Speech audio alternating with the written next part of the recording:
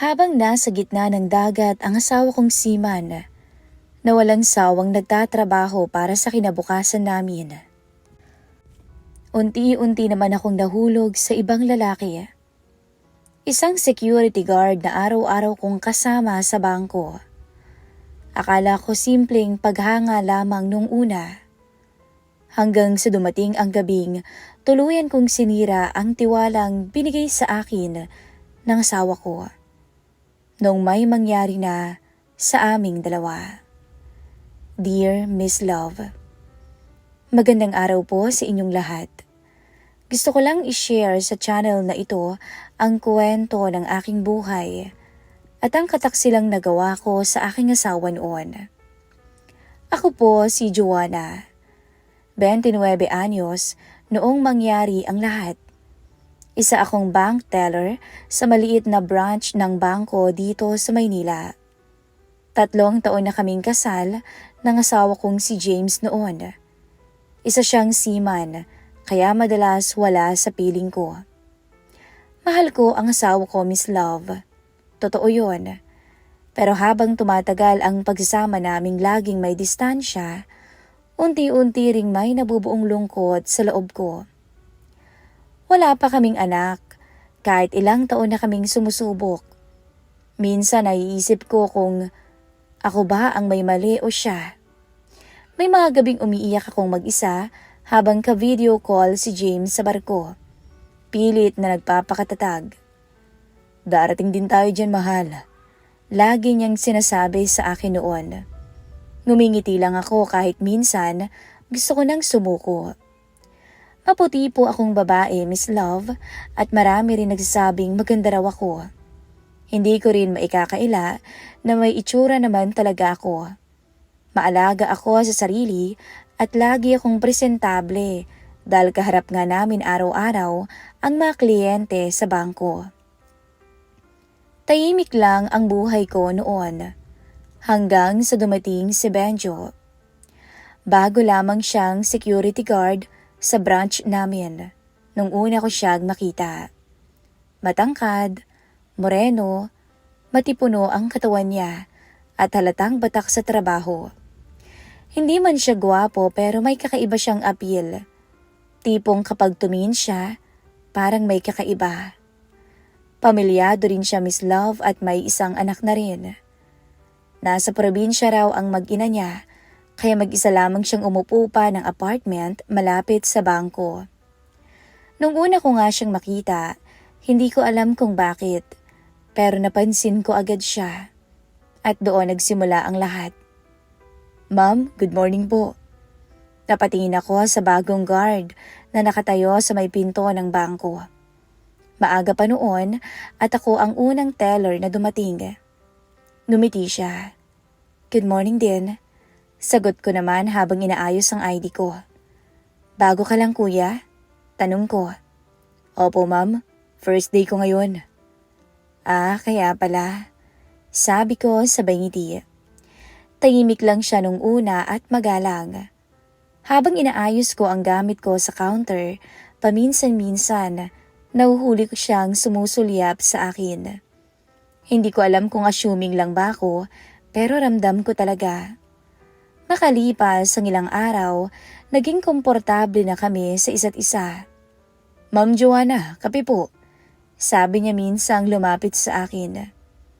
Napatingin ako sa hawak niyang paper cup. Para sa akin? Opo, napansin ko kasi parang inaantok ka na eh. Napangiti naman ako. Salamat. Walang anuman yan. Simple lang naman yun pero ewan ko ba? Parang may kakaibang init sa dibdib ko kapag siyang kausap ko. Minsan kasi, kahit may asawa ka na, darating ka sa punto na namimiss mong may nag-aalaga sa'yo, lalo na kapag malayo ang taong mahal mo. Ma'am Joanna, may asawa na ba kayo?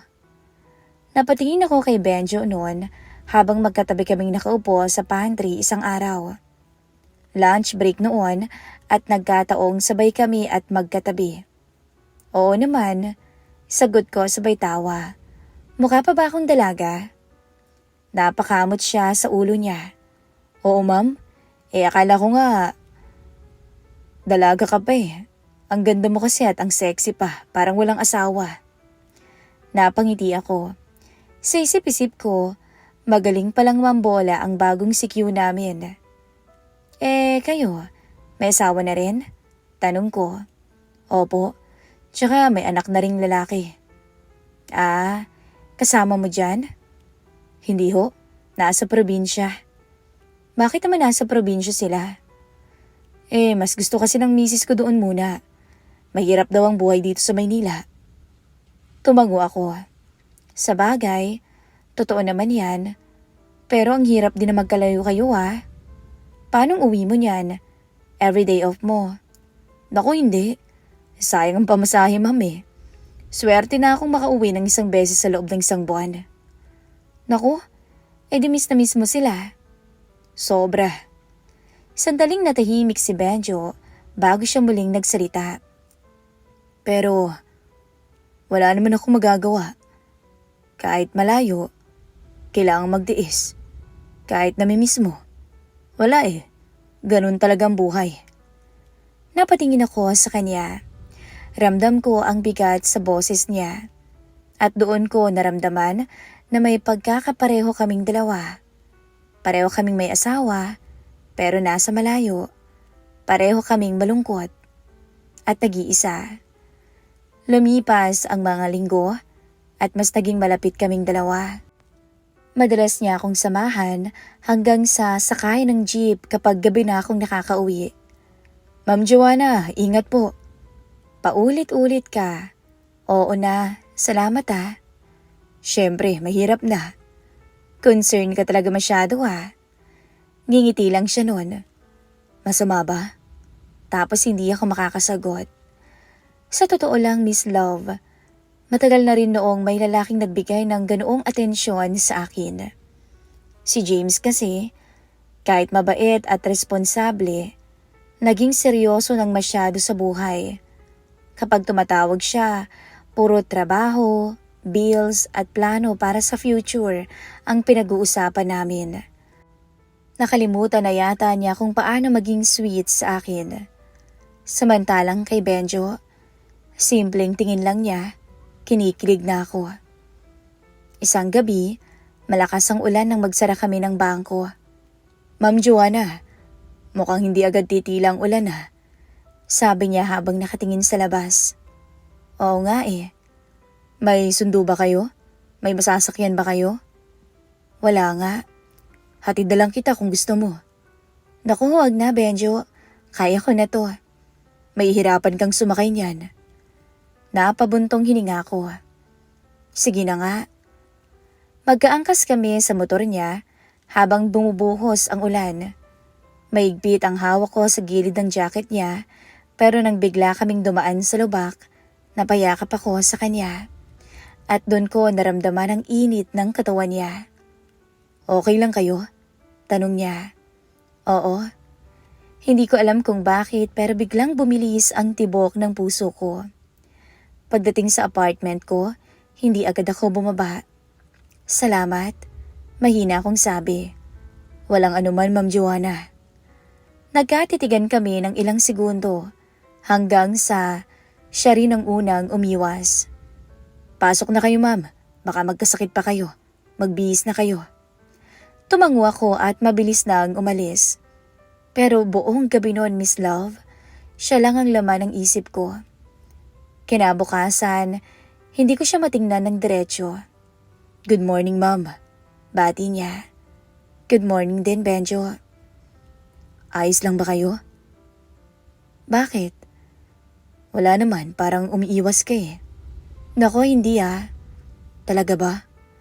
Tumingin ako sa kanya at doon ko nakita ang maliit niyang ngiti na para bang alam niya.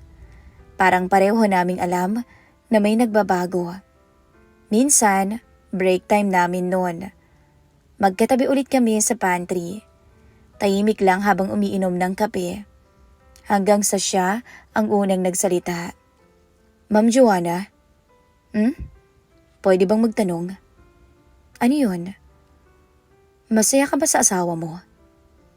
Parang biglang bumigat ang dibdib ko. Oo naman, tinatanong ba yun, Benjo? Sagot ko agad, pero mahina at halatang hindi sigurado. Napayo ko si Benjo. Pasensya na, hindi ko dapat tinatanong yung ganyan. Hindi, okay lang. Tumikim ako. Mahal ko ang asawa ko, Benjo. Sabi ko ulit. Tumangutango siya. Mukhang mahal niyo nga. Napatingin ako sa kanya. Bakit mo ba natanong? Wala siyang imik nung una. Tapos maya-maya, ngumiti ito ng pilit. Wala naman. Kasi kung ako ang asawa niyo, hindi ko hahayaang malungkot kayo. Mag-isa kayo. Parang may kuryente sa buong katawan ko sa sinabi niya. Hindi ako agad nakapagsalita. At sa unang pagkakataon simula nung ikasal ako, nakaramdam ako ng takot. Dahil alam kong unti-unti na akong nahuhulog sa ibang lalaki. Kung ikaw ang asawa ko, talaga ba hindi mo ako iiwan? Natatawa kong sabi. Bakit kayo ng asawa mo? Magkalayo kayo. Natawa siya. Magkaiba naman ang sitwasyon Si Mrs. naman ang may gusto nun. Ikaw ba? Kung tayo bang mag-asawa, mas pipiliin mo bang sa nanay mo pa rin tumira kaysa magkasama tayong lahat? At least kahit apartment lang, may privacy tayo hindi ba? Solo tayong pamilya. Kaso ayaw niya Ang hirap daw kasi dito sa Maynila. Napatango-tango na lamang ako noon. Sa paglipas pa ng mga buwan, Miss Love, doon nag-start na may mangyari sa aming dalawa ni Benjo. Hindi ko alam kung paano nagsimula ang gabing yun. Basta ang alam ko, doon tuluyang nagbago ang lahat sa pagitan naming dalawa. At doon ko rin unang niloko ng tuluyan ang asawa kong si James. Mahigit 6 na buwan na siyang nasa barko noon. Paminsan-minsan lang kaming magkausap dahil mahina ang signal sa dagat. At habang tumatagal, mas talo kong nararamdaman ang lungkot sa apartment ko. Tahimik at malamig ang gabi na para bang walang buhay. Samantalang kapag nasa bangko ako at kasama si Benjo, pakiramdam ko may taong nakakapansin sa akin. Alam niyo yun? Kinikilig ako. Napapatawa niya ako. At nagkakaroon ng excitement ang bawat araw na papasok ako. May taong nakakaalala kung kumain na ba ako, kung pagod ba ako, kung okay lang ba ako. May nagtatanong sa akin. At isang gabi nga, doon ko hinayaang manaig ang kahinaan ko. 9:00 na kami nakauwi mula sa bangko dahil nagkaroon ng aberya sa system. Pagod na pagod ako noon, Miss Love. At halos wala nang masakyang jeep sa labas dahil umuulan pa. Ma'am Joanna, ihahatid na kita. Sabi ni Benjo habang suot ang jacket niya katulad nung una. Naku, wag na Benjo, mapapalayo ka na naman Ayos lang ma'am, delikado na rin kasi, alam mo naman, nag-aalala ko sa'yo. Napatingin ako sa madilim na kalsada. Sa totoo lang, gusto ko rin namang makasama siya kaya hindi na rin ako nagpakipot pa. Oh sige, salamat ha, mahina akong sabi. Ngumiti siya. Helmet niyo ho. Aba, ready ka talaga 2 helmet mo? Ani ko sabay tawa. Tahimik lang kami habang magkaangkas sa motor niya. Medyo umaambon na lang. Malamig ang hangin kaya napapalapit ako sa likod niya. Naamoy ko yung pabango niya. Simpleng amoy lang pero nakaka-relax. Nilalamig kayo? Tanong niya habang umaandar ang motor. Konti. Pwede pa kayong lumapit. Kumapit kang maigi. Hindi ako sumagot, pero dahan-dahan kong hinawakan ang tagiliran niya. At pakiramdam ko, naramdaman niya ang panginginig ng kamay ko at ang init na lumulukob sa pagkatao ko. Pagdating sa apartment ko, huminto siya sa tapat ng gate. Salamat, sabi ko habang tinatanggal ang helmet. Walang anuman, Ma'am Joanna. Muling bumuhos ang malakas na ulan ng mga oras na yon. Tumingin ako sa kanya. Basa na rin siya. Benjo. Pasok ka muna. Parang nagulat siya. Ha? Magkape ka muna. Naku, ayos lang ako. Malakas ng ulan. Halika na, wag mo na akong tanggihan pa. Tsaka minsan lang din ako magkaroon ng bisita. Tahimik siyang tumingin sa akin bago marahang tumango. O sige. At doon nga nagsimula ang gabing hindi ko na mababawi, Miss Love. Pagpasok namin sa apartment ko, agad akong kumuha ng tuwalya. O ito, magpunas ka muna. Basa na yung buhok mo eh. Pati ang katawan mo. Salamat. Habang pinupunasan niya ang buhok niya, dumiretso naman ako sa maliit kong kusina para magtimpla ng kape. Ang cozy pala rito, no? Sabi niya habang nakatingin sa paligid.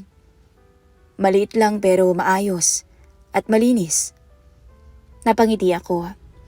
Mag-isa lang kasi ako eh. Wala namang bata kaya walang magkakalat.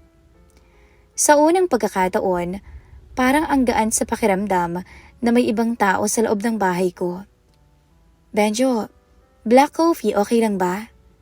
Oo naman ma'am. Nilapag ko sa harap niya ang mug. Salamat ho. Tahimik ulit kaming dalawa. Pero ramdam ko ang tensyon. Parang may gusto kaming sabihin sa isa't isa pero pareho kaming natatakot. Hanggang sa ako ang unang umiwas ng tingin. Magbibihis lang ako Benjo ah. Magkape ka muna dyan. Sabi ko. Tumango siya. Pumasok ako sa kwarto at sinara ang pinto. Pagharap ko sa salamin, bigla akong natigilan. Hindi ko maintindihan ang sarili ko. Bakit kinakabahan ako? Bakit parang gusto kong mag-ayos? Pwede naman ako magsuot lang ng lumang t-shirt at short. Pero hindi ko ginawa. Binuksan ko pa ang aparador ko at naghanap ng disenteng pantulog.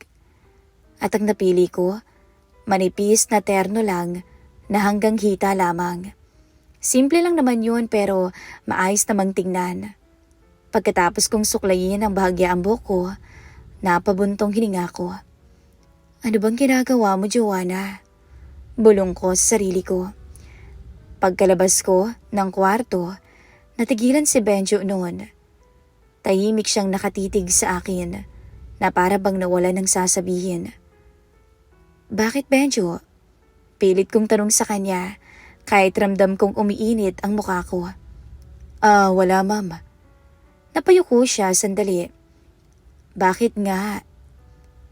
Ang ganda mo kasi. Biglang bumilis ang tibok ng puso ko. Bolero? Hindi ah. Maya-maya tumayo siya mula sa may sofa. Sa totoo lang, Ma'am Joanna, matagal ko nang gustong sabihin yan sa'yo. Ang ganda mo. Hindi ako makasagot. Unti-unti siyang lumapit. At habang papalapit siya, pakiramdam ko lalo kong nangihina. Joanna. Mahina niyang sabi. Ngayon lang niya ako tinawag sa pangalan ko. Hindi na ma'am, kundi Joanna. At ewan ko ba, parang may kakaibang kilig akong naramdaman doon. Benjo, pasensya ka na akong mali. Huminto siya sa harap ko, pero nahihirapan na rin ako. Tigilan mo nga ako sa mga biro mo. Mahina ang boses ko pero hindi matigas. Dahil gusto ko ring may marinig pa mula sa kanya. Alam mo ba, kapag kasama kita, sabi niya habang nakatingin sa mga mata ko, pakiramdam ko ayokong umuwi. Napapikit ako, kasi ganun din ang nararamdaman ko kapag kasama ko siya. At bago pa ako makapag-isip, marahan niyang hinawakan ang kamay ko. Mainit at magaspang ang mga kamay niya, pero nakaka-comfort. Sabihan mo lang sabihan mo lang ako kung hindi mo gustong gagawin ko. Bulong niya. Napatingin ako sa mga mata niya. Nagkatitigan kaming dalawa. Dapat sinabi ko na hindi na pwede. Kung ano man ang nasa isip niya, hindi niya pwedeng gawin yun. Dapat pinaalis ko siya. Pero hindi ko ginawa. Sa halip, mas lalo kong hinigpitan ang pagkakahawak niya sa kamay ko. At doon na niya ako niyakap. Mahigpit, na para bang matagal na niyang gustong gawin yun. Napapikit ako habang yakap niya ako. Ramdam ko ang init ng katawan niya at ang bilis ng tibok ng puso naming dalawa. Joanna, bulong niya sa tenga ko. At bago ko pa mapigilan ang sarili ko, napayakap na rin ako sa kanya. Doon nagsimulang mabasag ang mga hangganan na pilit kong iniingatan. Nagkatitigan kami ng matagal hanggang sa marahan niya akong hinalikan sa noo. Simple lang yun, pero sapat na para tuluyin akong manghina. Hindi ko alam kung ilang minuto kaming ganoon, tahimik at magkayakap, na parang parehong takot sa kasalanang maaari na naming gawin.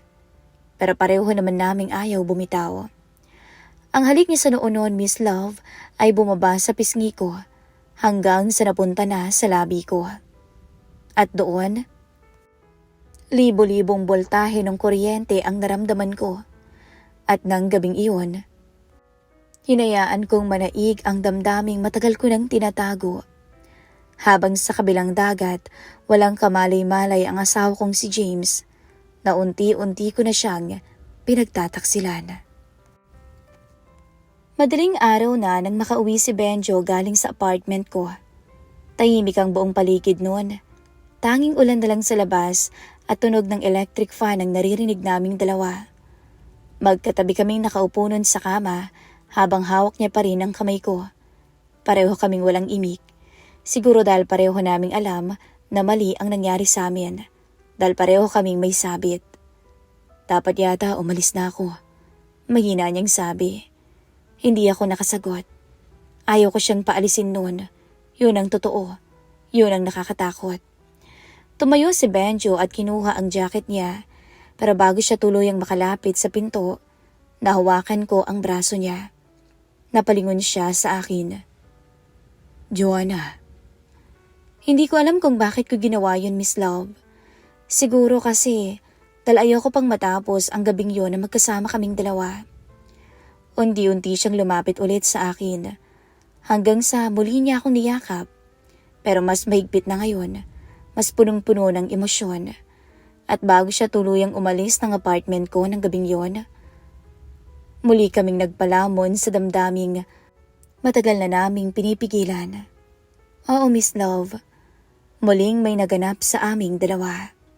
Isang lihim na punong-puno ng kasalanan. Pagdating sa trabaho, hindi agad kami nagkatingin ng dalawa. Parang pareho pa kaming naiilang. Pero ramdam ko ang kakaibang saya sa dibdib ko. Habang alam kong nasa malapit lang siya. Joanna, okay ka lang ba? Tanong ng katrabaho kong si Mina. Ha? Oo naman. Bakit mo natanong? Wala naman. Parang blooming ka kasi ngayon eh. Napangiti lang ako. Siguro umuwi ng mister mo, no? Tukso niya. Napangiti ulit ako. Pero sa loob-loob ko, alam kong hindi na tama ang nangyayari. Pero doon nagsimula ang lihim naming relasyon ni Benjo. Halos gabi-gabi na niya akong hinahatid pa uwi. At halos gabi-gabi rin siyang umaakyat sa apartment ko. Minsan, kakain lang naman kami habang nagkukwentuhan. Minsan nanunood lang ng TV. Minsan, simpleng yakapan lang habang nakahiga ako sa dibdib niya. At habang tumatagal, lalo akong nahuhulog sa kanya. Paano kung malaman ng asawa mo? Minsan natanong ko habang magkatabi kami. Ewan ko, hindi ka ba natatakot? Tinatakot ako ng konsensya ko. Pero mas natatakot naman ako mawala ka. Napapikit ako dahil ganun din ang nararamdaman ko. Madalas pagkatapos niyang umalis, umiiyak akong mag-isa. Naalala ko si James, ang asawa kong nagtatrabaho sa barko. Pinipilit na mabigyan ako ng magandang buhay, na mabuo ang mga pangarap namin. Habang ako, may ibang lalaking niyayakap sa apartment namin. Joanna, ititigil na ba natin? Minsan sabi ni Benjo habang magkahawak kami ng kamay. Napatingin ako sa kanya. Gusto mo na ba? Tahimik siya. Umiling siya. At doon ko napatunayang pareho kaming mahina. Kasi kahit alam naming mali, hindi naman namin kayang tapusin. Lumipas ang ilang buwan at nakauwi si James mula sa barko. Masaya akong sinalubong siya sa airport. Mahigpit niya akong niyakap. Miss na kita. Sabi niya, miss na rin kita. At totoo naman yun, Miss Love. Mahal ko pa rin naman ang asawa ko. Pero mas masakit pala kapag hati na ang puso mo. Sa unang linggo ng bakasyon niya, sinubukan kong umiwas kay Benjo. Pero sa trabaho, lihim pa rin ang ngitian namin, ang tinginan namin. Minsan kapag nasa bahay ako magte-text siya, "Kumusta ka na? Miss na kita." At sapat na iyon para guluhin na naman niya ang isip ko. Hanggang sa muli kaming nagkita ng kaming dalawa lang. At doon ko na patunayang hindi pa pala kami tapos. Hindi pa talaga tapos ang lahat kahit na umuwi na ang asawa ko. Pagkatapos ng bakasyon ni James, Miss Love, muli siyang sumampa sa barko. At parang muling bumalik ako sa dati kong buhay. Ako at si Benjo, ang lihim naming relasyon, ang lihim naming pagkikita. Minsan sa apartment ko, minsan kakain lang kami sa labas pagkatapos ng trabaho. Pakiramdam ko noon dalawa ang buhay ko. Isang mabuting asawa sa harap ng iba at isang babaeng unti-unting nalalamon ng pagtataksil kapag kami na lang ni Benjo. Pero siguro lahat ng maling relasyon may hangganan din. Kasi isang araw, pinatawag si Benjo at nalaman ko na malilipat na raw siya ng branch. Anong nangyari? Tanong ko. Ililipat daw ako ng branch eh. Parang may kung anong kumurot sa dibdib ko noon. Saan? Makati. Hindi ako agad nakapagsalita. At sa unang pagkakataon, nakita kong nalungkot ang mga mata niya. Siguro, ito na yun. Mahina niyang sabi. Anong ibig mong sabihin? Baka ito na yung paraan para matapos tayo. Gusto kong umiyak noon pero pinigilan ko. Kasi alam kong tama siya. At ang araw na tuluyan siyang lumipat ng branch, doon na rin unti-unting natapos ang relasyon namin. Wala nang late night rides. Wala nang lihim na yakapan. Wala nang mga gabing magkasama kami sa apartment ko o kaya sa apartment niya. At habang tumatagal, tuluyan na kaming nawalan ng komunikasyon. Makalipas ang ilang taon, Miss Love, doon ko rin nalaman ang masakit na katotohanan. Ako po ang may problema sa aming dalawa ni James. Baog ako. At hindi ko siya kayang mabigyan ng anak. Hindi na pala talaga kami magkakaanak. Ako. Kahit anong gawin ko, kahit gaano pa kami sumubok ni James. Nung una parang gumuho ang mundo ko dahil pangarap kong maging isang ina. Pero siguro may mga bagay talagang hindi nakalaan para sa atin. At tinanggap ko yon. At habang tumatagal, unti-unti nang nasira ang pagsasama namin ni James. Hindi dahil nalaman niya ang tungkol kay Benjo, kundi dahil pareho na kaming napagod. Napagod sa pagiging magkalayo, napagod sa katahimikan. Hanggang sa tuluyan na kaming naghiwalay. Sa ngayon nga, Miss Love, ngayong kasalukuyan, 39 anyos na po ako. May sarili na ring pamilya si James at may mga anak na rin siya ngayon. At ako? Heto, namumuhay ng mag-isa. May mga dumarating na lalaki naman sa buhay ko pero mga puro panandalian lamang. Puro fling. Minsan naiisip ko pa rin si Benjo. Hindi dahil siya ang greatest love ko, kundi dahil siya ang lalaking naging dahilan para makilala ko ang pinakamahinang parte ng sarili ko. At hanggang ngayon, dala-dala ko pa rin ang aral na iyon. Dahil minsan, ang isang maling desisyon, kayang baguhin ang buong buhay mo. Hanggang dito na lang po, Miss Love, ang kwento ng aking buhay at kataksilan. Maraming salamat po sa pag-ere ng istorya ko dito po sa inyong programa. Muli, ako po ang inyong sender, Joanna.